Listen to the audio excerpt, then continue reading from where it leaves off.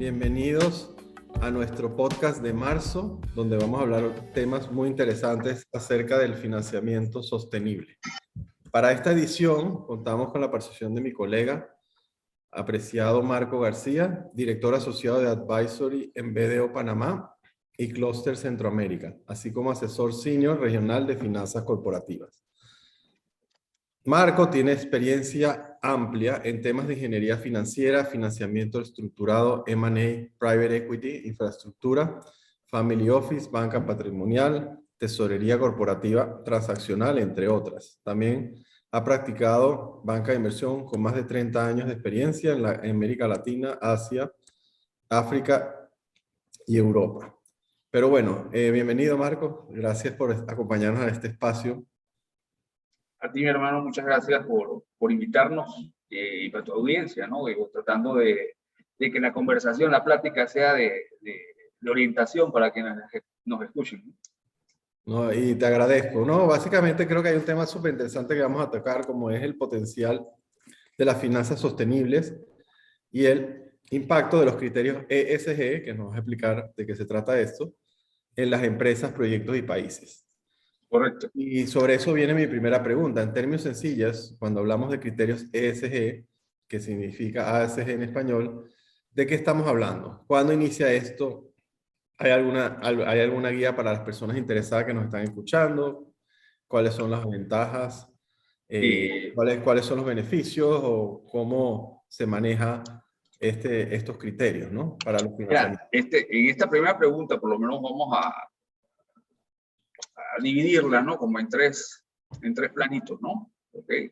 De la parte de nosotros como practicantes del tema de finanzas corporativas y asesoría financiera, etcétera, nos ha tocado ir evolucionando, ¿no? De lo que ha sido el financiamiento tradicional a las finanzas corporativas y de las finanzas corporativas a lo que son hoy día las finanzas sostenibles, ¿no? Entonces, ¿qué sucede? Hoy día cuando tenemos frente un proyecto, una empresa, etcétera, digo, hay distintos criterios, ¿no? Por los cuales evaluarlo. Si se hace por un financiamiento vía tradicional, si se hace un financiamiento tipo finanzas corporativas, o si se hace o aplica criterios ESG o de desarrollo sostenible, ¿no? O sea, puede ser el mismo tipo de proyecto con tres posibles soluciones, ¿no? Generales, ¿no? Y en este sentido, por lo menos cuando hablamos de ESG, que hablamos de manera sencilla, son las siglas, no es un acrónimo inglés, que traducido al español tiene que ver con impactos en áreas ambientales, en áreas sociales, para ver, ambientales, sociales, y se me olvidó ahorita, mi hermano, ambientales, ASG y de gobernanza. Son cosas que a veces pasan, ¿no? Del día a día uno trata en todo esto, ¿y qué sucede con esto, no? Cada una de esas letras, ya sea la A, que es el tema ambiental, ya sea la S, que tiene que ver con temas sociales, o el tema de gobernanza, digo, tiene una infinidad de temas debajo. Entonces, ¿qué sucede hoy día cuando hablamos de finanzas sostenibles bajo estos criterios? Podemos impactar desde financiamientos que tienen que ver con un tema hacia la mujer, por un tema de género, vamos a llamarlo así, ¿ok?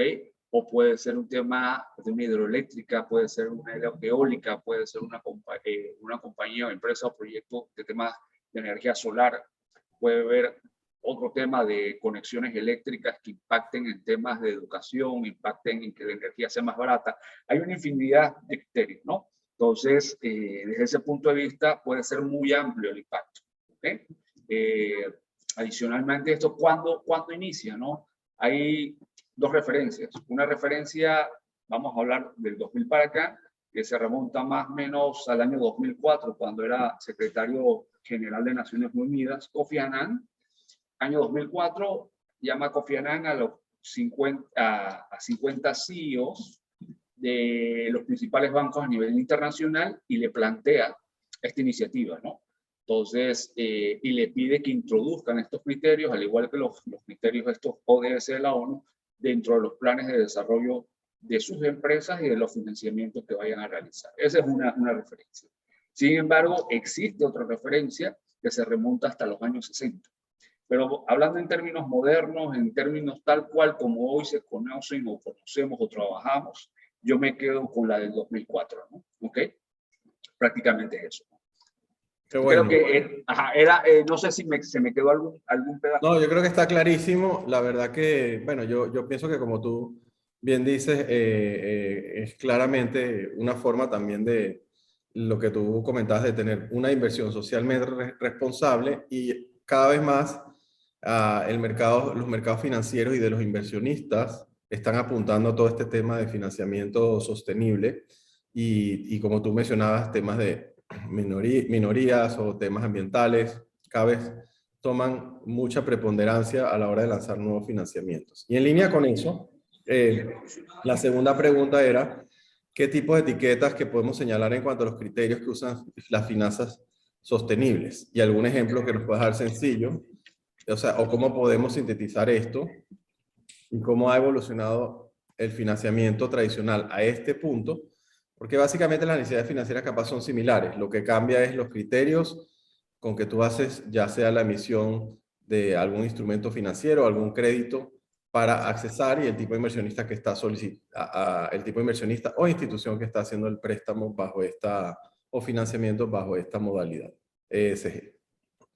Correcto, mi hermano. Por lo menos vamos a hacerlo de manera sencilla, ¿no? Etiquetas, existen unos criterios internacionales, vamos a llamarlo ICMA, que viene siendo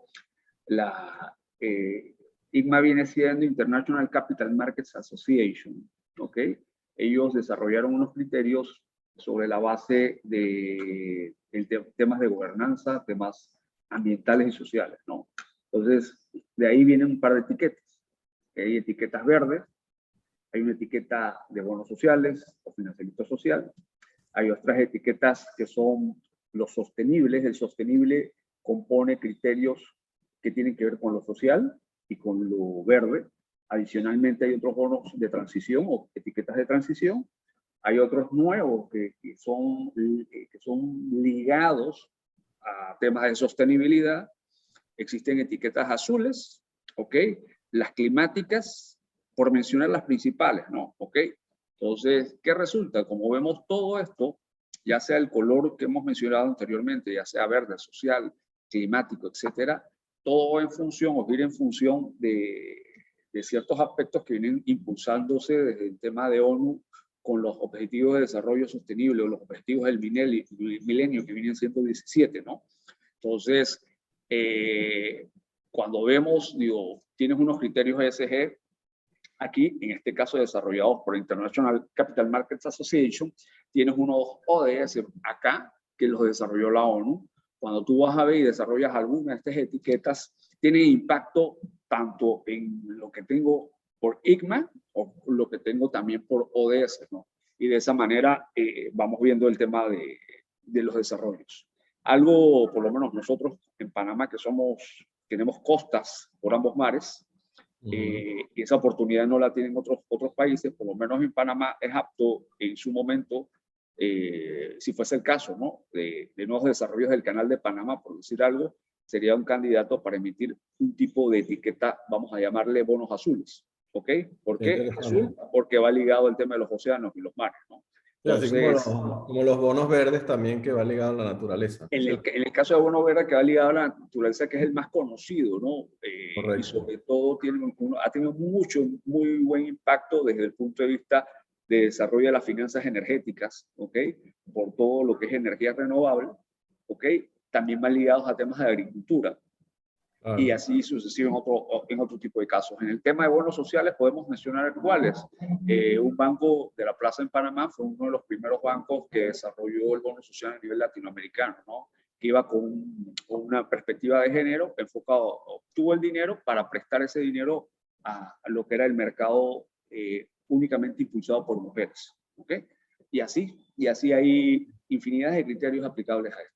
No, excelente, porque eso trae un impacto positivo a la sociedad y a los países, y es como una forma de dirigir, asegurar de que los fondos que se están dando o los créditos que se están dando, básicamente están cumpliendo con estos criterios que siempre van a beneficio de la sociedad. Correcto. Hay una visión holística interesante en ese sentido. La siguiente pregunta, ¿cómo ves el tema de los bonos de carbono? Hablan mucho de créditos de carbono, y si tienes algún ejemplo en nuestro país para explicarlo a nuestra audiencia. Correcto, mira, teniendo el avance, lo que hemos visto en en los primeros minutos de la conversación, yo siempre me gustaría incluir o pienso en el tema de bonos de carbono. ¿Por qué? Porque si nosotros tenemos por un lado unos criterios ESG, los criterios ODS, ¿okay?, que llevan hasta cierto punto un buen desarrollo e impacto, sin embargo sería como quien dice un saludo a la bandera si no van acompañados algunas veces de que aquellos proyectos que se desarrollan, por lo menos en el área verde, azul, etcétera, no aprovechan o dejaran de aprovechar la posibilidad de emitir o de obtener créditos de carbono, que a su vez el crédito de carbono lo hace muy similar a lo que es un bono de carbono, ¿no? ¿Por qué? Porque ya sea el tipo de captura que hacen de una tonelada de carbono, ¿okay?, del medio ambiente, por el proceso que ellos hacen. Un ejemplo muy claro en esto que es el tema Canal de Panamá. Claro. Algo que se ha hecho muy poco, pero vamos a poner un ejemplo claro y en fecha. En el año 2021, el Canal de Panamá ahorró por la ruta verde, la ruta marítima que tenemos, el equivalente a que se emitieran a la atmósfera, el equivalente a 16 millones de toneladas de CO2. Increíble, ¿Okay? increíble. Entonces, ahí vemos eso, ese monto es altísimo, ¿ok? Cuando hay referencias de proyectos que están apenas en construcción en Europa, que aspiran en un global de 24 o 25 proyectos, aspiran en un global a tener ahorros de emisiones de carbono de más o menos 40 millones, 50 millones de toneladas al año. El Canal de Panamá por sí solo hoy día impactó en 16 millones de toneladas equivalentes en ahorro. ¿Ok? O sea, esto es algo, un impacto fuertísimo. Pero ¿qué sucede? Ahí vamos, esa es la parte ambiental, no vamos a meternos un poco en el tema financiero. Si el Canal de Panamá complementa sus pasos en un momento determinado y hace efectivo eso que ahorró, lo convertimos en un posible crédito de carbono o bono de carbono, y a su vez en los mecanismos internacionales que existen empresas y países que tienen que comprar estos créditos para poder compensar sus emisiones de carbono. ¿Okay? Entonces el Canal de Panamá podría tener dos opciones. Una opción, vender su crédito de carbono y que le ingrese ese cash, o bien dejarlo en cartera. ¿Ok? Porque la perspectiva es que de aquí al año 2050 el precio del crédito de carbono se va a incrementar. Entonces, ¿qué sucedería?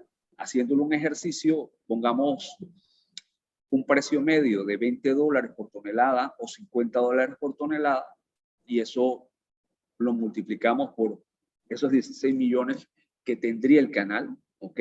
Ya vemos más o menos ese patrimonio adicional que el canal puede generar anual, ¿no? Estamos hablando que esos 16 millones fue un ahorro anual. El próximo año será otra cantidad muy similar y así sucesivamente, ¿no? Esa es la parte, como quien dice, ya la parte práctica, operativa, cuando vemos de que sí, fue algo que se hizo hace un par de años con la expansión, se mejoró la ruta, pero la ruta evita que una de las mayores industrias o sectores contaminantes del mundo, que son los barcos, ¿ok? Dejen de contaminar tanto al utilizar la ruta del Canal de Panamá. No, O sea, excelente. algo muy, muy interesante, ¿no? No, excelente, Marco. Y como tú bien dices, estos créditos se cotizan en mercados internacionales. Hay todo un protocolo y todo. Correcto. Todo. Sí, mira, es muy interesante porque por lo menos, y disculpa que te interrumpa, Eddie, por lo menos antes hoy es 2 de marzo, estamos hablando 2 de marzo, estamos hablando que el tema que sucede en Europa tiene un par de días, los bonos de carbono iban, el precio en el mercado europeo iba en ascenso, estamos hablando de que la tonelada más o menos están cotizándola como en 90 y pico de euros hace unos días, y cayó, ahorita mismo por tema de la guerra ha caído un poco, Claro. más o menos 55 euros, pero todavía se mantiene, ¿no? O sea, sabemos que pasado el conflicto, automáticamente esto va a volver a los niveles que por el efecto climático sabemos que se va a ir aumentando año con año, ¿no? Así es, y eso va a ser necesario.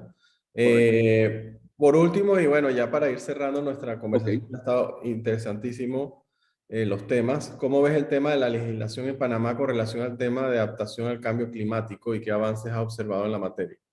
Mira, para mi sorpresa, Eddie, y luego positivo, o sea, obviamente ha estado con un poco de retraso en los tiempos, en años. Sin embargo, para mi sorpresa, en la actualidad, ¿ok? Estamos hablando año 2020, 2021. Existe una ley en alusión a esto y existen adicionalmente 2 o 3 decretos ejecutivos que tienen que ver con todo esto del tema de créditos de carbono, con el tema de cambio climático. Hay una regulación dentro de uno de estos acuerdos o estas, no me acuerdo, no es la ley, es uno de los decretos leyes que sienta las bases para que Panamá desarrolle su bolsa de carbono, ¿no? Hay definiciones, obviamente que hay que ir por un proceso de definición de taxonomías y otras cosas, pero por lo menos existe la regulación. Así es que ya es amplio. No estamos hablando que hoy día cuando uno quiere desarrollar cualquier tipo de empresas, ¿okay?, que sabemos que van a tener impacto de tipo ambiental, por decir algo, sociales o algo por el estilo, ya no solo es ver o echarle un ojo a la legislación operativa normal, que si sabemos, oye, quiero desarrollar esto o esta concesión o lo otro, sino que también hay que ponerle mucha atención al tema de la legislación ambiental que está vigente, que ya existe y que va a impactar sí o sí tu negocio. O sea que ya el tema es un poco más complejo que antes, pero complejo positivamente, ¿no? Porque se ha hecho para mejor, no para peor. Qué bueno, ¿no? Y ahí vamos viendo cómo va evolucionando. Obviamente esas regulaciones son necesarias como marco de base para poder hacer este tipo de operaciones. Y me alegra que haya habido avances importantes para Panamá como país, porque es una tendencia obviamente global este tipo de emisiones. Pero bueno, gracias Marco por el espacio, un tema apasionante, muy interesante. Cada vez está más de moda, cada vez la gente hay más conciencia y yo creo que las nuevas generaciones, todos los temas relacionados, como tú mencionabas, a temas climáticos, protección ambiental, tema de inclusión, todo lo que es tema de sostenibilidad, son temas que se toman mucho en cuenta en estos tiempos actuales y pienso que esa tendencia va a continuar. Y prueba de eso, como tú bien decías, el precio de estos instrumentos cada vez son más atractivos y adicionalmente a eso cada vez más hay empresas y personas, tanto del lado de inversión, del crédito, como del lado de emisores o buscadores de financiamiento que están usando esta modalidad, que al final beneficia a todos los países, nos beneficia como sociedad, nos protege a nosotros mismos y nos hace ser mejor personas y ciudadanos. Así que muchas gracias y bueno, esperamos tenerte pronto para otro evento. Nosotros estamos publicando esto en las redes y la verdad que tanto yo como Marco también a la orden de este tema o cualquier otro tema de asesoría financiera que Marco y yo cubrimos, estamos a la orden a ustedes. Cualquier cosa tienen nuestros contactos para llamarnos, escribirnos y estamos a la orden. Muchas gracias y hasta luego. Y con esto terminamos. Gracias, Marco. Gracias, Eddie. Gracias a la audiencia. Un abrazo. Un abrazo a todos.